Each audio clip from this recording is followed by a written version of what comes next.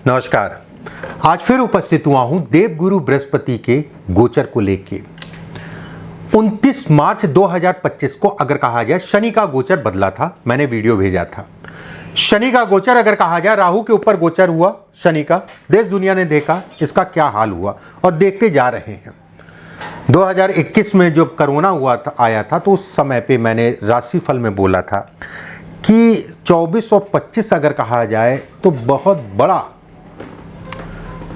ये 2 साल रहेगा मानव जाति के लिए या देश दुनिया के लिए। बहरहाल देवगुरु बृहस्पति अगर कहा जाए एक मसीहा है, जैसे राहु और शनि अगर कहें पापी ग्रह, गुरु अगर कहा जाए देवगुरु बृहस्पति हैं, एक मसीहा का काम करते हैं। ये सुख देने वाले ग्रह कहलाते हैं। चाहे वो सुख अगर कहा जाए धन का हो, काम का हो, नौकरी का हो, बरकत का हो, चाहे वैवाहिक जीवन की शुरुआत या वैवाहिक जीवन को चलाने का हो। और सबसे बड़ी बात यह है कि गुरु अगर कहें तो इकलौता ऐसा ग्रह है, गुरु कहीं ना कहीं व्यक्ति के जीवन में स्मूथनेस देते हैं, मतलब एक ठीक है कंफर्टेबल लाइफ और बरकत एक गुरु का आशीर्वाद है। लेकिन कुछ राशियों के लिए अगर कहा जाए ये टाइम फ्रेम बेहद अच्छा है, गुरु का गोचर बेहद अच्छा, जितना वो सोचते हैं उससे ज़्यादा अच्छा है। और कुछ राशियों के लिए नुकसानदायक भी होगा। एक एक करके सभी राशियों के बारे में बता रहा हूं और वो कौन सी राशियां अच्छी हैं, कौन सी राशियां खराब हैं, ये गोचर के अंतर्गत आज के वीडियो में डिटेल में जो है मैं राशि के बारे में बताऊंगा। आने वाले साल अगर एक साल अगर कहा जाए आने वाला कहीं ना कहीं आपके लिए बेहद खास होगा, चाहे अच्छे में हो चाहे खराब हो। और सबसे बड़ी चीज यह है कि देवगुरु बृहस्पति का गोचर अगर कहा जाए अतिचारी अवस्था में है। जैसे 5 तरीके की गति होती है, मंद गति, मध्यम गति, शीघ्र गति अगर कहा जाए, परम शीघ्र गति अगर कहा जाए, या फिर कह लें अतिचारी गति। अतिचारी गति से देवगुरु बृहस्पति मतलब सबसे तेज चलने वाली गति है, ये गोचर करेंगे। इसका प्रभाव अगर कहा जाए सभी राशियों और पूरे देश दुनिया पे पड़ेगा। अगर आप पहली बार मेरे चैनल पे आए हैं तो इसी समय पे चैनल को सब्सक्राइब कर लीजिएगा, बहुत अच्छा सा समय है, देवगुरु बृहस्पति का समय है। बेल आइकॉन का निशान दबा लीजिएगा। अगर वीडियो आपको अच्छी लगे तो लाइक ज़रूर करिएगा और कमेंट बॉक्स में अगर आप सनातनी हैं तो राधे राधे लिखना मत भूलिएगा। अगर नहीं भी सनातनी है, राधे राधे लिखना कोई गलत बात नहीं है। ये कार्यक्रम अगर कहा जाए तो आपके लगन पे आधारित है, ये कार्यक्रम आपके लगन पे आधारित है।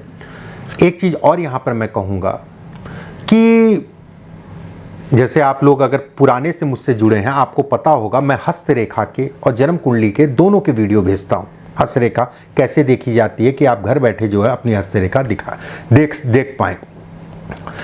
उसी के आधार पे इस कार्यक्रम के जब कुंडली का मैं बताऊंगा, उसके बाद जो हस्तरेखा पे भी मैं बताऊंगा, कुछ बिंदु बताऊंगा। अगर वो बिंदु हैं तो ये सोने पे सुहागा। अगर जन्म कुंडली जो मैं आपको लगन के आधार पे बताऊंगा, अगर इसमें पॉजिटिव है तो सोने पे सुहागा। अगर नेगेटिव भी है तो भी हाथ में जो बिंदु मैं बताऊंगा, अगर वो बिंदु हैं तो बहुत ज़्यादा डरने वाली बात नहीं है कि बहुत ज़्यादा चिंता वाली बात है। बाकी लास्ट में उपाय भी बताऊंगा, उसको ज़रूर करिएगा। चलिए कार्यक्रम को शुरू करते हैं। बहुत सारे लोगों को लगन राशि का नहीं पता होगा कि लगन राशि कौन सी होती है। अपनी जन्म कुंडली उठाइए, उसको खोलिए। अगर नहीं है जन्म कुंडली तो कुछ मत करिए, कोई भी प्ले स्टोर से जो है एक ऐप डाउनलोड करिए कुंडली का। ऐप डाउनलोड करने के बाद अपनी डिटेल भरिए, उसमें डिटेल भरने के बाद एक लगन कुंडली, इसमें लगन लिखा होगा, लगन कुंडली आपके सामने आएगी। उसमें देखिए कि कौन सा नंबर इसमें लिखा है। अगर 5 नंबर लिखा है तो ये सिंह लगन होगा। अगर 1 नंबर लिखा है तो आपका फला लगन होगा। 2 नंबर लिखा है तो वृषभ लगन होगा। 1 नंबर लिखा है मेष लगन होगा। 11 नंबर लिखा है तो आपका कुंभ लगन होगा। देखिए इसको भी बहुत बड़ी चीज़ नहीं है। अगर मान लीजिए 11 नंबर लिखा है या 5 नंबर या 4 नंबर या 3 नंबर, जो भी नंबर लिखा है, उसको गूगल पे डालिए 5 नंबर का कौन सा लगन होता है, 5 नंबर का कौन सा लगन होता है, आपके सामने आ जाएगा कि 5 नंबर का सिंह लगन होता है।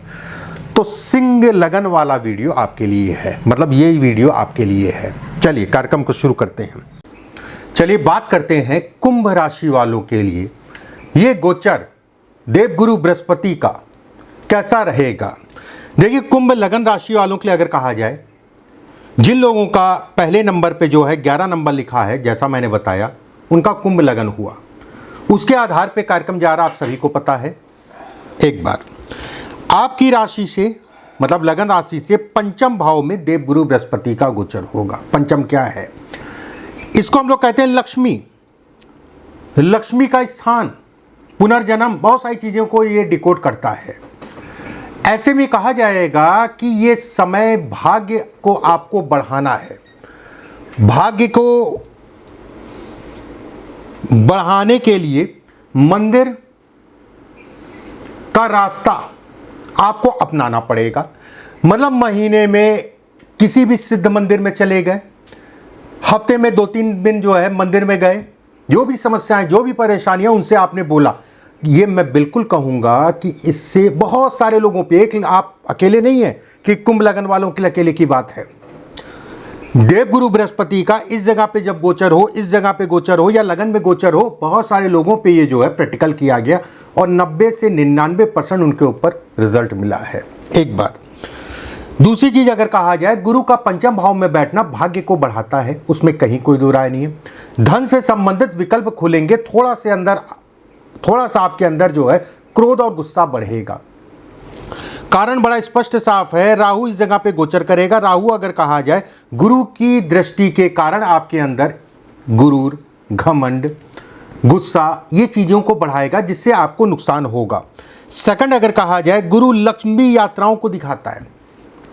यात्राओं से संबंधित चीजों के लिए अच्छा है, पिता के लिए अच्छा है। पिता से कोई वैचारिक मतभेद हो रखे हैं, उसके लिए गोचर बेहद अच्छा कहलाएगा। किसी भी प्रकार का, किसी से कोई दोष या किसी भी प्रकार का आपका पैसा लटका है, फंसा हुआ है, उसके लिए एक अच्छा समय है। इस समय का चुनाव करिए, कहीं ना कहीं आपका पैसा निकल आएगा। मूल त्रिकोण राशि, ये लाभ है जो हम लोग काम करते हैं, जो भी हम लोग काम करते हैं, चाहे बिजनेस कर रहे हैं, चाहे नौकरी कर रहे हैं, ये दिखाता है कि व्यक्ति के पास कितना धन आएगा।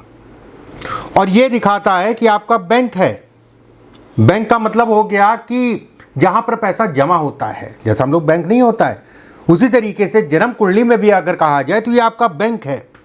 और दोनों का प्रभार अगर कहा जाए, इसके पास है लक्ष्मी, ये है। और भाग्य ये है कि उस बैंक बनाने या बैंक बैलेंस बनाने के लिए व्यक्ति को कितनी मेहनत करनी पड़ेगी, वो भाग्य दिखाता है।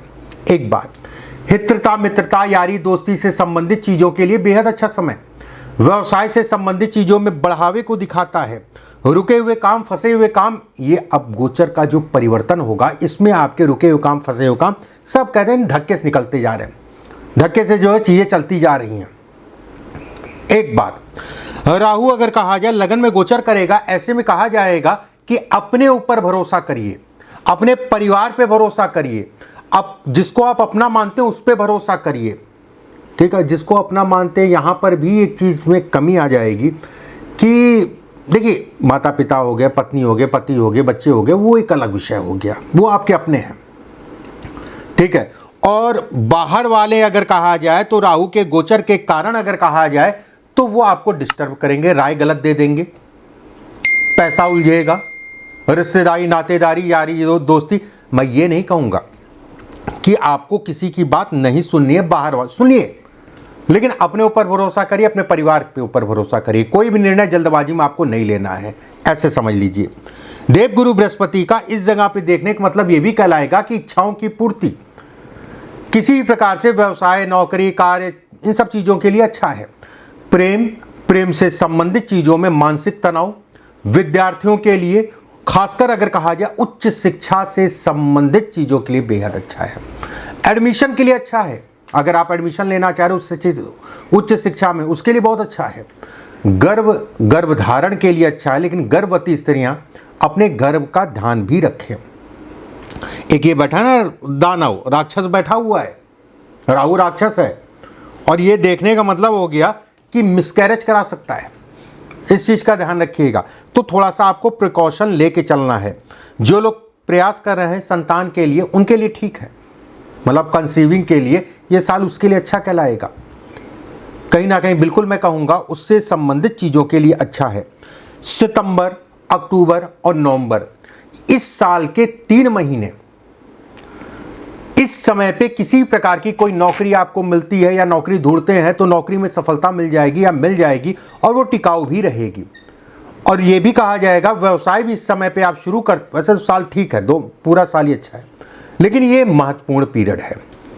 एक बात सेकंड अगर कहा जाए तो देवगुरु बृहस्पति की मूल त्रिकोण राशि का लाभ में होना, जुआ, सट्टा, लॉटरी, शेयर मार्केट इत्यादि चीज़ों के लिए ठीक है।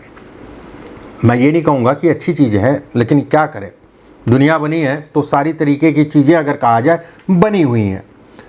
अगर आप दूर रह पाएँ जुआ सट्टा से, और बाकी तो शेयर मार्केट तो गवर्नमेंट की मान्यता है, उस पर तो कुछ कह ही नहीं सकते। और मैं एक आध बार मैंने पीछे भी कहा था कि शेयर मार्केट जुआ सट्टा से कम नहीं है, तो एक आध लोगों ने कमेंट भी किया कि आचार्य जी गलत बोल रहे हैं, शेयर मार्केट जो है जुआ सट्टा नहीं होता है। अब भाई मेरी नज़रों में तो जुआ सट्टा है। बाकी आप जुए में भी पैसा लगाते हैं और ज़्यादा मिल जाता है, शेयर मार्केट में भी पैसा लगाते हैं ज़्यादा मिल जाता है, जुए में भी बर्बाद हो जाते हैं और शेयर मार्केट में भी बर्बाद हो जाते हैं, खासकर इंटरडे जो रोज़ करते हैं। और 90% लोग मेरे पास जो मुझसे दिखाते हैं, 90% लोग मैं जो देखता हूँ, मैंने जो आज तक समझा है, 90% लोग नुकसान में ही रहते हैं इंटरडे। एक बात सेकंड अगर कहा जाए मीन राशि का जो द्वितीय भाव में होना, ऐसे में कहा जाएगा कि आपके दिमाग में आइडियाज़ बहुत आएंगे, दिमाग तेजी से भागेगा। कहते नहीं कि एक ऊर्जा आपके दिमाग में आ रही है, काम करने की क्षमता आ रही है, एक सकारात्मक वे आपको मिल रहा है। ये सारी चीज़ें अगर कहें तो आपके दिमाग में देवगुरु बृहस्पति के कारण आएगा। धन का निवेश इत्यादि चीज़ें अच्छी दिशा में होगा। अगर आप नौकरी में हैं तो नौकरी से संबंधित चीज़ों में धन की बढ़त होगी, आय में बढ़त होगी। प्राइवेट नौकरी में है तो भी कहीं कोई डरने वाली बात नहीं है। अगर आप नौकरी बदलना चाह रहे हैं तो उसके लिए भी अच्छा है, उसके लिए भी बेहतर विकल्प दिखते हैं।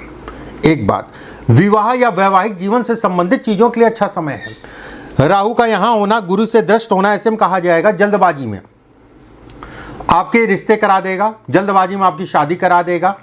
वहीं राहु यहाँ बैठा हुआ है पंचम दृष्टि से विच्छेद या फिर कह लीजिए विवाह या वैवाहिक जीवन में थोड़ा सा सावधानी रखनी है। उन लोगों के लिए बेहद अच्छा समय है जिनका किसी प्रकार का कोई डिवोर्स, कोई वाद विवाद चल रहा है, उनके लिए अच्छा है। ये गोचर बेहतर परिणाम देगा। ये गोचर आपको जो है अलग करने में आसानी देगा, ऐसे समझ लीजिए।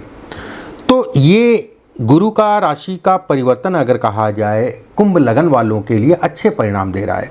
मैं कुछ हाथ में भी स्थितियां बताता हूं, अगर आपके हाथ में वो स्थितियां हैं तो आप मान के चलिए जो है आपकी चीज़ें और बढ़ेंगी। मतलब अगर सपोज करिए 1 रुपये का फ़ायदा है तो 2 या 3 रुपये का फ़ायदा हो जाएगा, ऐसे समझ लीजिए। जिन लोगों की इस जगह पे मछली नुमा आकृति जीवन रेखा से लग के निकले, मैं बिल्कुल कहूँगा कि गारंटेड आपकी चीज़ें और बढ़ेंगी। अब मान लीजिए ये ऊपर भी है, मतलब ये लगी नहीं है, ऊपर है थोड़ा सा, तो भी कहा जाएगा कि बेहतर है। अगर इसके साथ में यहाँ पर कुछ रेखाएं हैं, अत्यंत बेहतर है। भाग्य रेखा हमेशा मैं कहता हूँ अच्छा होना जीवन में कहीं ना कहीं मेहनत को कम करता है। अगर इससे 2 या 3 रेखाएं मिली हैं, अगर ये तीनों बिंदु हैं, तो ये गोचर आपके लिए है, आपकी इच्छाओं के लिए है। जितना भी कष्ट था वो कष्ट आपका जो है कहीं ना कहीं दूर होगा। एक बात अगर ऐसा भी है तो भी कहा जाएगा, अगर मान लीजिए 2 बिंदु भी हैं आपके यहाँ, तो भी कहा जाएगा गोचर आपको जो है बेहद अच्छे परिणाम देने जा रहा है। इस चीज़ का ध्यान रखिए। बाकी चैनल को सब्सक्राइब ज़रूर कर लीजिएगा, बेल आइकॉन का निशान दबा लीजिएगा, कमेंट बॉक्स में राधे राधे लिखना मत भूलिएगा। पहला उपाय, कभी भी ये गोचर इन चीज़ों को आप अगर फॉलो करेंगे तो आपके लिए पॉजिटिव होगा। कोई भी गरीब आदमी हो, कोई भी अमीर आदमी हो, ये मत देखिए कि वो सब्जी बेच रहा है, ये मत देखिए कि वो फला जो है जूस बेच रहा है, या मत देखिए कि वो पान बेच रहा है। कोई भी गरीब आदमी, कोई भी अमीर आदमी हो, कोशिश ये करिए नरमी से उससे बात करिए और कोशिश ये करिए कि उसको नमस्कार करिए। भैया नमस्कार, सब्जी कैसे है? भैया नमस्कार, ये कैसे है? कर पाएँ तो रामबाण है आपके लिए। एक संस्कार तो एक अलग विषय हो गया, रामबाण है आपके लिए। दूसरा उपाय, कच्ची हल्दी। कच्ची हल्दी, हल्दी अगर कहा जाए गुरु है। कच्ची हल्दी ले लीजिएगा, मिल जाती बाजार में, इस समय पे मिल रही है। इकट्ठा ही लेके रख लीजिए, क्योंकि वो पिसी होती ना पाउडर वाली जो हम लोग खरीदते हैं पैकेट वाली, वो क्या क्या मिला के रखा है परमात्मा जाने। कच्ची हल्दी ले लीजिए, बेस्ट है। कच्ची हल्दी थोड़ी सी ले लीजिए, उसको डायरेक्ट खा लीजिए थोड़ी सी, या फिर उसको हल्का सा पीस लीजिए फिर खा लीजिए, कैसे भी। उसके बाद गुनगुना पानी पी लीजिए। एक चीज़ और मैं बताऊँ आपको, हल्दी अगर कहा जाए तो कहीं ना कहीं विष्णु जी को दिखाता है। हालांकि बृहस्पतिवार को अगर आप व्रत रखते हैं तो हल्दी का सेवन मत करिएगा बृहस्पतिवार को। कच्ची हल्दी या हल्दी अगर कहा जाए तो कैंसर के लिए रामबाण उपाय है। कैंसर के लिए आने वाले 15 से 20 साल के बाद राहु और शनि की स्थिति बनेगी कि लगभग मान के चलिए 30 से 40% लोग अगर कहा जाए तो कैंसर से जूझेंगे। कैंसर से जूझेंगे 30 से 40% लोग। बहरहाल कच्ची हल्दी, अगर ये मैं नहीं कह रहा हूँ कि कच्ची हल्दी खाने से कैंसर का रोग जो है कमी आती है या दूर होता है, ये मेडिकल साइंस कहती है। प्रतिदिन जो है सुबह के समय करना शुरू कर दिए। मांस का सेवन या शराब का सेवन मेरे कहने से अगर मान जाए तो बंद कर दिए, नहीं मान पाते हैं तो कम से कम करिए। केसर का तिलक सबसे पहले आप जो है अपनी नाभि पे लगाइए, फिर अपने कंठ पे लगाइए, फिर मस्तक पे लगाइए, उसके बाद थोड़ा सा जीवा पे जो है उसको लगा लीजिए केसर का तिलक। जीवा पे मतलब उसको जो है 43 दिनों तक लगातार चने की दाल, 43 दिनों तक लगातार चने की दाल आपको जो है बहते हुए जल में जो है प्रवाहित करनी है। बेहद अद्भुत उपाय हैं ये। 4-5 उपाय हैं, आप करिए, आपको अत्यंत लाभ होगा, उसमें कहीं कोई दो राय नहीं है। जाते जाते फिर से मैं कहूँगा राधे राधे लिखना मत भूलिएगा। अभी के लिए बस इतना ही। राधे राधे।